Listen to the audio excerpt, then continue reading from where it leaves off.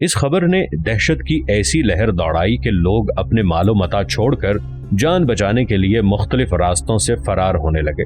باہر تاتاریوں کے محاصرے میں جو لوگ پکڑے گئے انہیں سیدھا ملک عدم پہنچا دیا گیا، جبکہ ایک بڑی تعداد ساحلی جانب فرار ہونے کی کوشش میں دلدلوں میں پھنس کر ہلاک ہو گئی۔ تاتاریوں نے شہر کی مدافعت ٹوٹتے دیکھ کر ہلہ بول دیا اور لوٹ مار کا بازار گرم کر دیا۔ شہر میں موجود خواتین اور بچوں کو بھی نہیں چھوڑا گیا، انہیں جو کوئی زندہ دکھائی دیتا اسے ہلاک کر دیا جاتا۔ اس قتل میں مرد، عورت، بچے، بوڑھے، معذور، بیمار کسی کی تخصیص نہیں کی تھی۔ روشنیوں کا شہر اور اسلام کا مرکز بغداد تاریکی کے گہرے بادلوں میں گھر چکا تھا، کوئی اس کا پرسان حال نہیں تھا۔ خلیفہ خود قیدی کی حیثیت سے شہر سے باہر ایک چھوٹے سے خیمے میں نظر بند تھا۔ وحشی اور غیر تہذیب یافتہ تاتاریوں نے اس کی خوبصورتی اور مکینوں کو ایسے طریقوں سے پامال کیا جنہیں ضبط قلم میں لانا ممکن نہیں ہے۔ علم کے خزانوں کو آگ لگا دی گئی، لائبریریاں جلا دی گئیں، کتب دریائے فرات اور دجلہ کے پانیوں کی نذر کر دی گئیں۔ 20 لاکھ کی آبادی کا یہ عظیم شہر تباہی و بربادی کا شکار ہو گیا۔ مورخین کی روایات کے مطابق 8,17,000 افراد تاتاریوں کے ہاتھوں لقمہ اجل بن گئے۔ مسلمانوں کے افتراق اور بے حمیتی نے تاتاریوں کو قلب اسلام پر حملہ کرنے کی دعوت دی تھی۔ انحطاط کے اس دور میں اسے اپنی بقا کے لیے ہمیشہ کسی نہ کسی مضبوط سہارے کی ضرورت رہتی تھی۔ طاقتور غزنی، ترک سلجوقی، زنگی، ایوبی حکمرانوں کے دور میں اسے کچھ نہ کچھ سنبھالا حاصل تھا، مگر ان کے بعد وہ بے یار و مددگار رہ گئی تھی۔ خلیفہ مستعصم باللہ جیسا شخص شاہی محل کے کمروں میں ایسا گھسا کہ اسے دوبارہ باہر دیکھنے کی زحمت ہی گوارا نہیں ہوئی۔ اگر وہ تھوڑی سی بصیرت سے کام لیتا تو شاید اسے یہ دن دیکھنا نصیب نہ ہوتا۔ ادھر سلطان الملک الناصر یوسف صلاح الدین محرم 656 ہجری میں اپنے بھاری لشکر اور ساز و سامان کے ساتھ نکلا۔ اس نے اپنی روانگی کی اطلاع سلطان الملک الکامل کو پہنچا دی تھی۔ وہ بھی طے شدہ پروگرام کے تحت دیار بکر سے اپنی افواج کے ساتھ باہر نکلا۔ دونوں لشکر 2 مختلف راستوں سے ہوتے ہوئے بغداد کی جانب تیزی سے بڑھنے لگے۔ نصف راہ میں انہیں یہ روح فرسا خبر ملی کہ انہیں نکلنے میں دیر ہو چکی ہے اور تاتاریوں نے بغداد پر قبضہ کر لیا ہے اور مرکز اسلام کو بری طرح تباہ و برباد کر دیا گیا ہے۔ امیر المؤمنین کا کچھ پتہ نہیں ہے کہ وہ زندہ ہیں یا ہلاک کر دیے گئے ہیں۔ بغداد کی آبادی کا بڑا حصہ ہلاک کر دیا گیا ہے اور ان میں سے کوئی فرد زندہ نہیں بچ سکا۔ سلطان الملک الکامل تاتاریوں کی بربریت کے انداز سے خوب واقف تھا، لہٰذا اس نے اسی مقام سے فوراً واپس لوٹنے کا اعلان کر دیا۔ اس کے خیال میں آگے بڑھ کر تاتاریوں سے دست و گریبان ہونا اس موقع پر مناسب نہیں تھا۔ اس نے فوری طور پر سلطان الملک الناصر کو اپنی واپسی کی اطلاع بھجوائی اور ہدایت کی کہ وہ بھی دمشق واپس لوٹ جائے اور وہاں موجود رہ کر شہروں کی مکمل حفاظت کا بندوبست کرے، تاکہ جب تاتاری آگے بڑھ کر ان پر حملہ آور ہوں تو انہیں بھرپور انداز سے جواب دیا جا سکے اور ان کے بڑے حوصلوں کو لگام ڈالی جا سکے۔ دونوں سلطان اس بات پر متفق ہو گئے کہ اب بغداد جانے کا کوئی فائدہ نہیں ہے۔ دونوں لشکروں میں شامل رضاکار مجاہدین کو اس سانحے کا گہرا صدمہ پہنچا تھا۔ وہ امیر المؤمنین کی حفاظت کے لیے جذبہ ایمانی کے تحت گھروں سے نکلے تھے۔ بغداد سے آنے والے متاثرین کی زبانی جب انہیں وہاں کے دلدوز حالات کا علم ہوا تو وہ بے اختیار رونے لگے۔ بیبرس کو جب مرکز خلافت پر ٹوٹنے والے ستم کی خبر ملی تو کافی دیر ساکت اور جامد بیٹھا رہا۔ اسے اس ضمن میں کچھ سمجھ نہیں آ رہا تھا کہ آخر یہ سب کیا ہے۔ اس کے خواب کی تعبیر اتنی مختلف کیوں تھی؟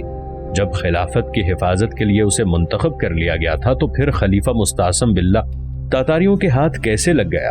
اس نے اس خیال کے تحت پسپائی اختیار کرنے کی مخالفت کی کہ ہر ممکن ہے کہ امیر المؤمنین زندہ ہوں اور انہیں تاتاریوں کے چنگل سے چھڑایا جا سکے۔ خونخوار تاتاریوں کا بالآخر داؤ چل گیا تھا۔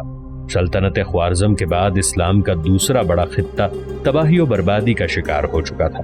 بیبرس سلطان الملک الناصر صلاح الدین یوسف کی خدمت میں پہنچا اور عرض کیا کہ وہ واپسی کا ارادہ ترک کر دے اور آگے بڑھ کر تاتاریوں پر حملہ کر دے، مگر سلطان الملک الناصر نے اسے سراسر خودکشی قرار دیتے ہوئے سمجھانے کی کوشش کی۔ بیبرس نے کہا کہ اس طرح واپسی کی خبر جب تاتاریوں تک پہنچے گی تو ان کے حوصلے مزید بلند ہو جائیں گے اور وہ بے دھڑک مسلمانوں پر چڑھ دوڑیں گے۔ خلیفہ کی گرفتاری اور پراسرار گمشدگی سے تقدس خلافت پر نہایت برا اثر پڑے گا۔ مسلمان خود کو غیر محفوظ اور تنہا خیال کر رہے ہیں۔ یہ بڑا نازک مرحلہ ہے، لہٰذا ہر فیصلے میں دانشمندی کی ضرورت ہے۔ الملک الناصر نے بیبرس کے جذبات کو سراہا، مگر عسکری قوت کی کمی کو اپنی کمزوری قرار دیتے ہوئے واپسی کے ارادے کو برقرار رکھا۔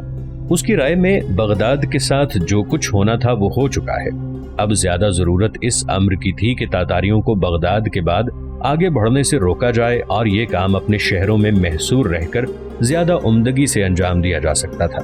بیبرس الملک الناصر کی اس مصلحت آمیز روش پر دل برداشتہ ہو گیا اور اس نے دمشق لوٹنے کی بجائے قاہرہ لوٹنے کا فیصلہ کیا۔ وہ مسلمانوں کی بڑی تعداد کی ہلاکت اور بربادی اپنے باطن کی نگاہ سے دیکھ رہا تھا، مگر وہ ان کے لیے کچھ بھی نہیں کر سکتا تھا۔ وہ یہاں بالکل بے اختیار تھا۔ بلاد شرقیہ کے حکمران میدان میں اترنے کی بجائے دفاعی حکمت عملی پر عمل پیرا تھے۔ مسلمانوں کی عسکری قوت ان کے ناقص فیصلوں سے تقسیم ہو کر چھوٹے چھوٹے حصوں میں منقسم ہو کر رہ گئی تھی۔ مسلمان حکمرانوں کا یہ طریقہ کار تاتاریوں کے لیے بڑا امید افزا تھا کہ وہ بڑی آسانی سے انہیں گھیر کر ختم کر سکتے ہیں۔ بیبرس قاہرہ پہنچ کر اپنے دستوں کو تیار کر کے تاتاریوں کو سبق سکھانے کی نیت باندھ چکا تھا۔ اس نے دمشق پہنچ کر الملک الناصر سے اجازت لی اور قاہرہ روانہ ہو گیا۔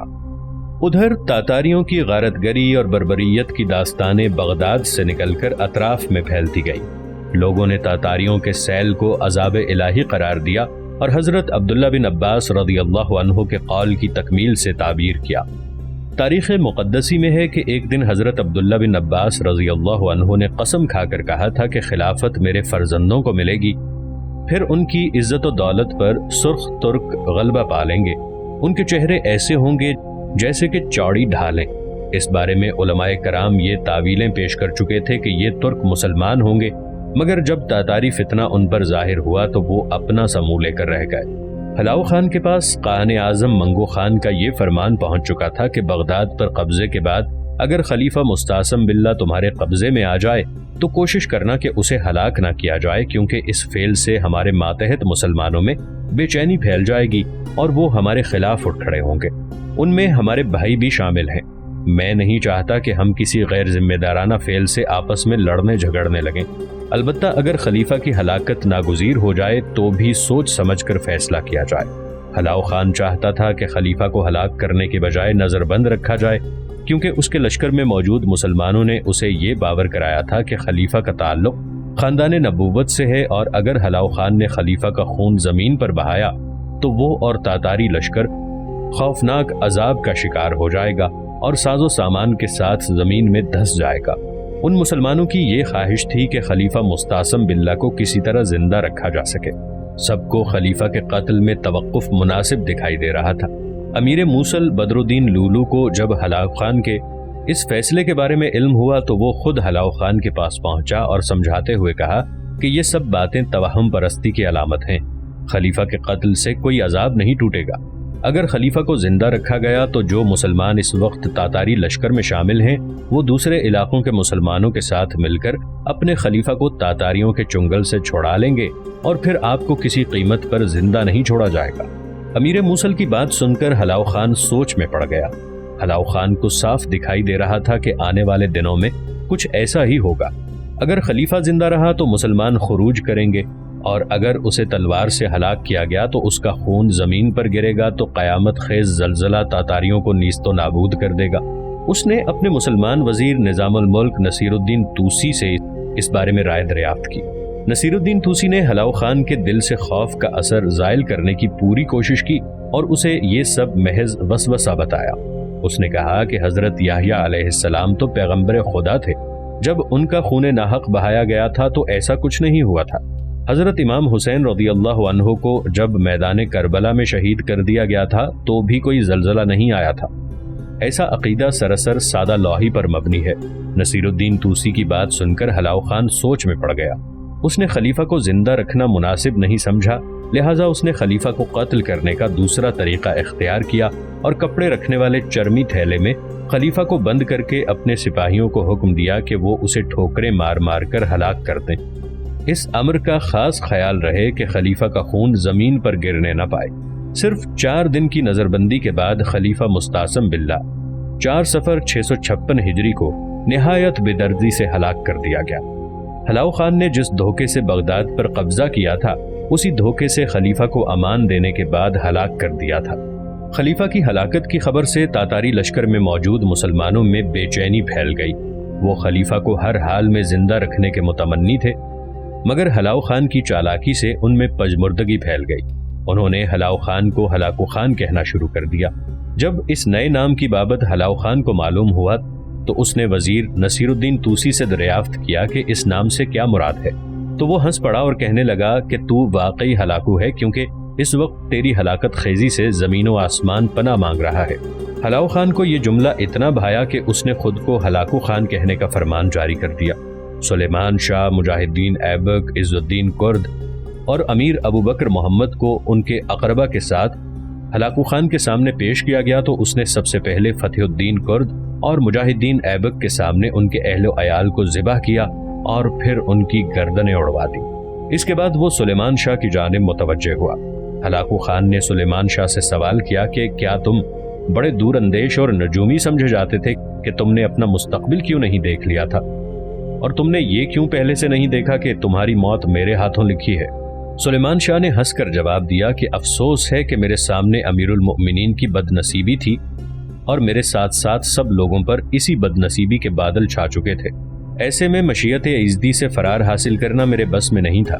ہلاکو خان کو سب سے زیادہ غصہ سلیمان شاہ پر ہی تھا، کیونکہ اس نے گزشتہ 3 سال سے تاتاریوں کی پیش قدمی کو ناکامی سے دوچار کیا ہوا تھا۔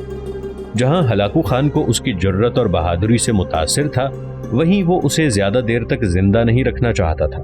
اس نے بغداد کے اس جانباز کو بھی تلواروں کے حوالے کر دیا۔